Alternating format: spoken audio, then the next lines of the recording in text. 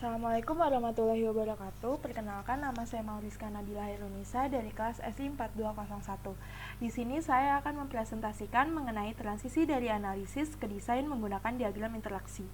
Yang pertama, tujuannya adalah sebagai berikut. DNA prosesnya dimulai dari stakeholders mental model dan diakhiri dengan kode. Lalu memperkenalkan desain model itu sendiri. Lalu ada diagram interaksi. Diagram interaksi itu memiliki nama kolektif seperti sequence diagram, communication diagram, dan diagram interaksi overview. Diagram interaksi terjadi antara objek selama satu atau dua use case skenario dan sebuah fragmen dari satu skenario kasus penggunaan. Dan interaksi UML diagram juga digunakan untuk menunjukkan urutan dari interaksi yang terjadi antara yang pertama sistem dan yang kedua adalah subsistem. Yang selanjutnya adalah membandingkan antara analisis dan desain. Analisis sendiri didukung oleh sistem, use case, dan domain model, serta memiliki model desain terdiri dari batas UI komponen, service komponen, dan komponen kesatuan. Di sini adalah diagram analisis ketahanan. Lalu analisis ketahanan sendiri memiliki input dan output. Inputnya adalah sebagai berikut dan outputnya adalah model desain biasanya ditangkap dalam diagram interaksi UML dengan komponen desain seperti batas, layanan, dan komponen entitas. Lalu selanjutnya adalah komponen batas. Komponen batas adalah abstraksi layer UI, sensor, antarmuka komunikasi, dan sebagainya. Komponen UI tingkat tinggi dan setiap komponen batas harus dikaitkan dengan setidaknya satu aktor. Selanjutnya komponen layanan. Mengkoordinasikan aliran kontrol dan mengisolasi setiap perubahan alur kerja dari komponen batas dan entitas. Selanjutnya komponen entitas. Entitas biasanya terkait dengan objek domain. Sebagian besar entitas gigi, entitas dapat memiliki perilaku yang kompleks.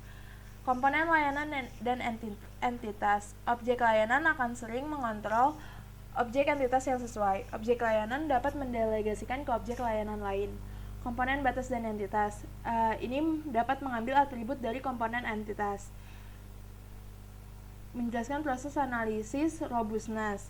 Yang pertama, pilih use case, lalu buat diagram komunikasi atau diagram urutan yang memenuhi aktivitas use case, lalu konversi diagram komunikasi menjadi diagram sequence atau sebaliknya untuk tampilan alternatif atau opsional. Lalu selanjutnya mengidentifikasi elemen-elemen diagram komunikasi. Di sini terdapat diagram komunikasi UML terdiri dari elemen-elemen berikut. Selanjutnya, identifikasi elemen dari komunikasi diagram. Identifikasi elemen komunikasi diagram memiliki pesan dapat menunjukkan membuat diagram komunikasi. Langkah pertama, letakkan aktor pada diagram. Langkah 2A, mengidentifikasi komponen batas. Langkah 2B, identifikasi komponen layanan. Langkah 2C, identifikasi entitas komponen. Langkah 2D, mengidentifikasi interaksi tambahan. Lalu tahap 2D ada identifikasi metode tambahan.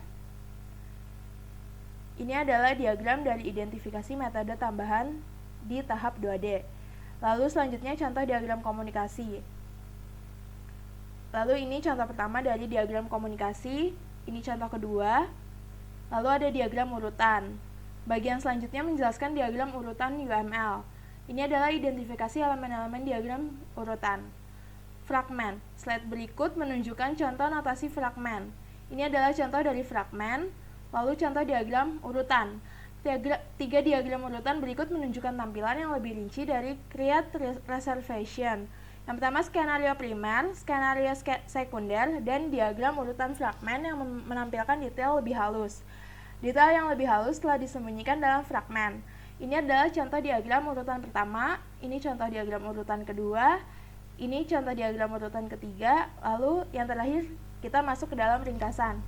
Ringkasannya adalah diagram interaksi digunakan untuk mengidentifikasi komponen desain yang memenuhi kasus penggunaan. Lalu interaksi objek dapat divisualisasikan dengan UML, berupa diagram komunikasi ataupun diagram urutan. Sekian presentasi dari saya, kurang lebihnya mohon maaf. Wassalamualaikum warahmatullahi wabarakatuh.